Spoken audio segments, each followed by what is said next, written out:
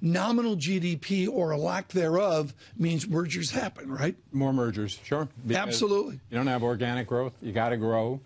You can grow by buying and synergizing. Is there a risk of being two combinations, too much concentration?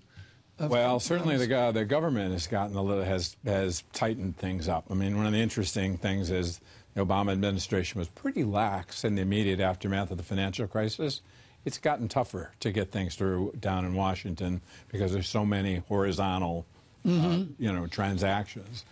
So, yeah, there's a risk, and obviously that could, right. From an antitrust standpoint, it means is a merger going to be bad for consumers? Our Mark Halperin and John Heilman interview Mr. Trump. I don't want to know about your politics and Mr. Trump, but that means attorneys, to a great extent, would want to support Republican candidates making M&A. Not just attorneys, but financiers would want to support Republican candidates against the Democratic regulation tone. Is Mr. Trump an appropriate Republican candidate for the M&A titans of America?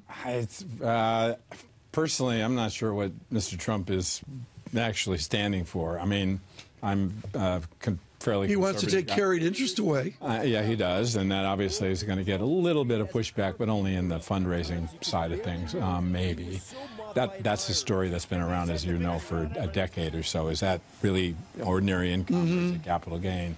But, much as I hate to admit it, Hillary Clinton put out a white paper that had all sorts of interesting stuff for guys like me, including talking about shareholder activism. I've never heard a presidential candidate use those words before. Right. You wonder where it'll be a year or so from now. Bob Profusek with us with Jones.